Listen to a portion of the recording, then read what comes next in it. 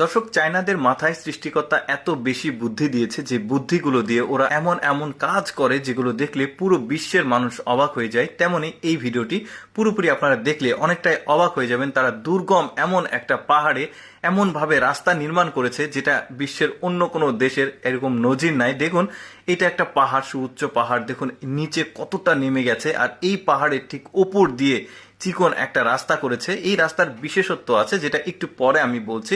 আগে একটু রাস্তাটা দেখিয়ে নিই যে কতটা দুর্গম আর কতটা কঠিন এই রাস্তাটা। দেখুন একদম খাড়াভাবে উঁচুতে চলে গেছে। এই যে দেখুন এখানে একদম উঁচুতে উঠে গেছে, আবার ওইখান থেকে আবার নিচে নেমে এসেছে। এখানে একটা জায়গা আছে রেস্ট নেওয়ার জন্য। আচ্ছা, এবার আমি আপনাদেরকে খুলে বলি ব্যাপারটা। এটা হচ্ছে সিঁড়ির রাস্তা, অর্থাৎ আপনি বাইক, গাড়ি, কোনো কিছু যানবাহন নিয়ে আসতে পারবেন না। হেঁটে হেঁটে আপনাকে এই রাস্তাতে ভ্রমণ করতে হবে। মূলত ট্যুরিস্টদেরকে কেন্দ্র করে, মানে টার্গেট করে এই রাস্তাটাকে নির্মাণ করা হয়েছে জাস্ট ফর ভিউ দেখার জন্য। এই যে দেখতে পাচ্ছেন আশেপাশের যে সৌন্দর্য, সেই সৌন্দর্য একদমই মনোমুগ্ধকর। কারণ এখানে নদী রয়েছে, শহর রয়েছে, আর একদম পাহাড়ের ওপর দিয়ে এই রাস্তাটাকে নির্মাণ করেছে, যেটাতে হেঁটে যেতে হবে আপনাকে। অনেকটা দীর্ঘ রাস্তা, মানে যাদের ট্রেকিং করার অভ্যাস রয়েছে, হাঁটার অভ্যাস রয়েছে, পাহাড়ে ওঠার নামার অভ্যাস রয়েছে, তারা কিন্তু এইরকম এক্সট্রিম লেভেলে রাস্তাগুলোতে ভ্রমণ করতে আসে। দেখুন কিছু কিছু জায়গাতে একটু পর পর রেস্ট নেওয়ার জায়গা আছে, কিছু দোকানপাট আছে দুই একটা করে, আর মানে সুযোগ সুবিধা আছে, বিদ্যুতের ব্যবস্থাও রয়েছে।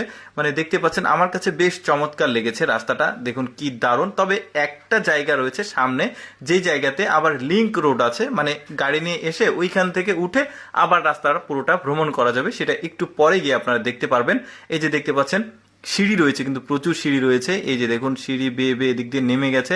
আর এই পানিটা দেখুন, এই নদীর পানিটা কি চমৎকার ব্লুইশ কালার, ভালোই লাগছে দেখতে। এই যে সামনে যে জায়গাটিকে দেখছেন, এই জায়গাটার নিচে একটা রাস্তা রয়েছে যেখান দিয়ে গাড়ি নিয়ে এইখানে আসা যাবে।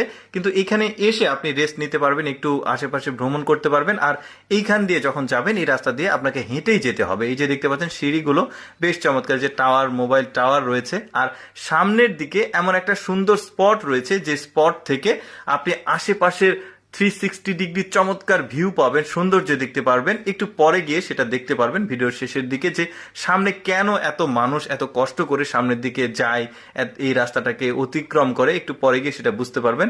এই যে দেখুন সিঁড়িগুলো দেখা যাচ্ছে, এখানে টাওয়ারও রয়েছে। ওই যে বললাম মাঝে মাঝে কিন্তু একটু একটু করে এই যে মানে জায়গা দেখা যাচ্ছে যেখানে মানুষ ক্লান্ত হয়ে গেলে রেস্ট নিতে পারবে।